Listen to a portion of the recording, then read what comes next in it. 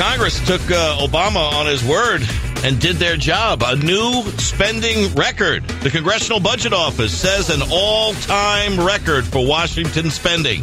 Way to go, guys. Way to go.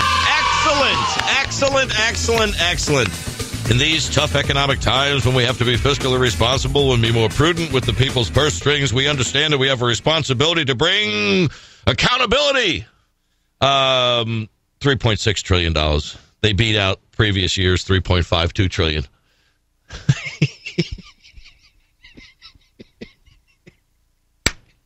Nice. Wow. What was it? It was supposed to be 2 years of, we're going to cut this. John Boehner says that's not going to be business as usual. No, not going to be business as usual. Well, he was right. It wasn't business as usual. It was business as usual plus a little bit more, a little bit of bonus spending for the Republican-controlled House, setting a spending record. Not business as usual. JD here, good to have you on board. We thank you, as always, for taking your time to spend it with us here on the program, where intellectual anarchy is encouraged and nurtured for now.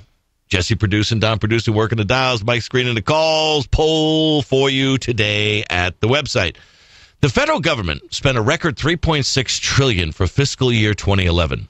Now, the Republicans are blaming Obama. Obama is blaming Bush and the recession. Now, keep in mind, the Republicans control the House purse strings. So who do you blame for this reckless spending? Nobody says the fiscally responsible Republicans. 13% say Obama and his socialist minions. And 87% say the whole stinking political cesspool. Answer it there or here at 800-876-4123. I read this. I was like, you got to be kidding me. Remember this whole Republican promise? We're going to cut $100 billion and $60 billion and $40 billion and $38 billion. And then it turns out to be something like $150 million. And everybody's patting each other on the back. They all had the arm extensions put in so they could make sure that they got a good reach back there. Look at Bully, look what we've done here. Look at the people are screaming that we be fiscally responsible. Now, I know that the Republicans have only had control of the House for 9 months of the fiscal year that ended September 30th. I know they've only been there a short period of time. Oh, that's right. That's what they said about Obama, that he couldn't say. But now I guess they're saying what he couldn't say because, oh, wait a minute, they inherited this spendthrift president. Wait a minute. But Obama's saying that about Bush. I can't keep track of the lies. I can't keep track. Well, what did we say about that then? But what are we saying now? And how did this possibly happen? How did this possibly happen, folks? A new spending record. The Congressional Budget Office finished tallying the revenue and spending figures for fiscal 2011, which ended September 30th. And no wonder no one in Washington is crowing. The political class might have its political pretense blown. Supposedly, we're living in a new age of fiscal austerity. Yet the government had its best year ever in spending, ever of all time. Congress had one of its best years ever in watching their net worth appreciate. Nancy Pelosi's went up 61% last year. And government spending, a record $3.6 trillion. Now, the feds famously began cutting in 2009, didn't they? They were going to put us on the path to prosperity. What happened to all the spending cuts? Now, let's take a look at outlays. Up 4.2% from the previous year. Well, it's because those Republicans just keep making planes and bombs, and they want to blow up countries and spread that Bush Oh, wait a minute. Defense spending only rose 1.2%. Well, it's because of the Medicare. Oh, that's only up 0.9%. Well, what about Medicare? Oh, interest payments went up 17%. Interest payments on our debt went up 17%. Here's the bottom line. Government austerity and spending cuts are a myth. Now, Obama, given credit where credit's due, has racked up the three largest budget deficits ever in absolute terms of dollar amount and a percentage of the gross domestic products.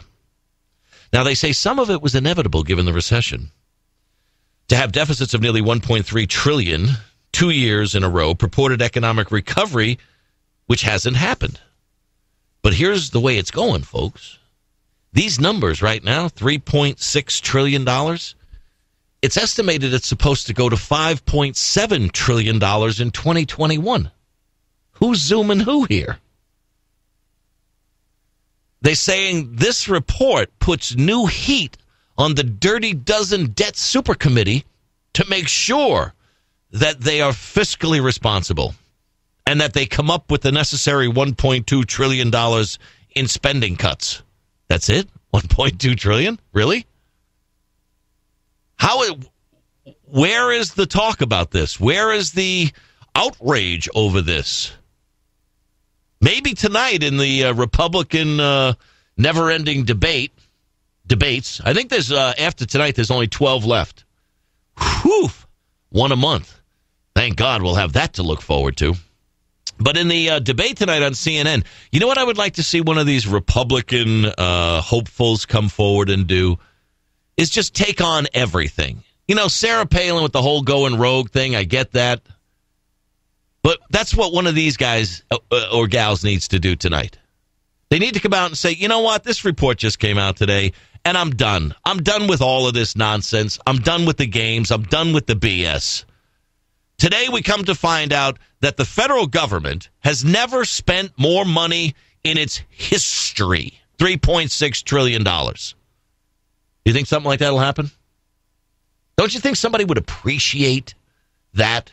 Where somebody finally just stops touting the party line, whichever side of the aisle that they're on, and just says, folks, this is ridiculous. The way we've carved up this country politically, the way we spend money without accountability, the way we're guaranteeing generational bankruptcy. Come on. We can do better than this. Whoever that person is would soar to the front of the stage and would be ascended into some type of reception that would be worthy of talking about someone who might be worthy of being the president of the United States. Probably not going to happen. Probably not going to happen. Republican-controlled House. Now, I know the Republicans said, if you give us the House, man, are we going to get some things done. We're going to repeal Obamacare. We're going to get rid of this. We're going to cancel this. And now all they're saying is, well, we're just 1/2 of 1/3 of government. We really don't have the power. Sorry, I'll just be over here in the corner eating my crackers and cheese. I don't want to disturb anybody because we don't really have any power. But back then it was, oh, baby, give us the power, and you boom, boom, we're going to get in the ring like Mike Tyson. And who showed up? Mr. Limpet. It's not going to be business as usual in Washington. Chris Wallace was talking to John Boehner about what can we expect? What can we expect with his earmarks and this deficit spending? And he's talking, it's not going to be business as usual. Well, it's not. $3.6 trillion. Biggest government spending ever.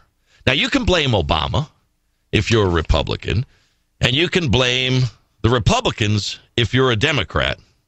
But the bottom line is the U.S. Constitution, Article 1, Section 7 says all bills for raising revenue shall originate in the House of Representatives. Now, who controls the House of Representatives? That would be the Republicans.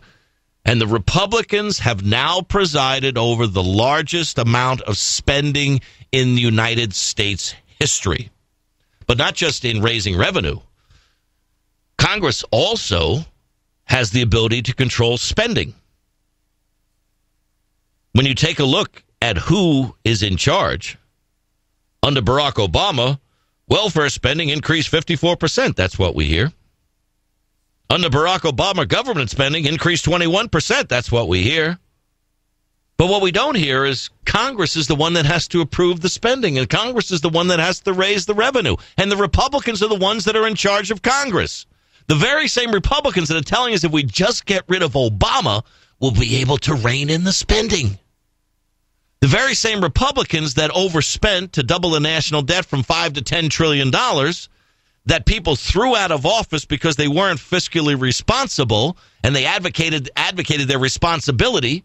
They walked on their responsibilities to the American people, and we got Barack Obama. And now the Republicans are saying, now that we're doing such a good job of keeping him in check, and now that we're showing you how out of control spending is bringing the nation to its knees, put us back in, and we'll do what?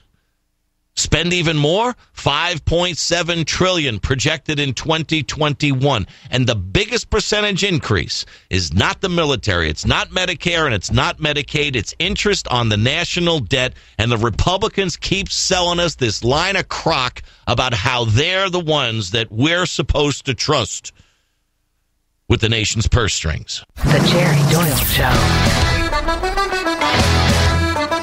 It's a mad, mad world, baby. You know what we need to do? Whatever. I'm just really. In the who cares section of who's going to be the next president of the United States, opt out, baby. I'm done with every last one of these promised bread and circus losers, Republican or Democrat alike. Robert Scott Bell is going to join us at the bottom of the hour. Hey, did you see all these new studies highlighting the risks of vitamin supplements? I wonder where that's coming from. They say there's confusion out there of whether you should take vitamins or not. I guess if there's confusion, then you won't take them. And if you don't take them, then you're going to have to take something else. I wonder who that benefits. Phil Kerpen's new book, Democracy Denied, is out today. He's going to be with us. And Dean Clancy is going to join us from FreedomWorks to talk about the Tea Party supporting the health care laws repeal. Bring it. 800-876-4123. The Jerry Doyle Show.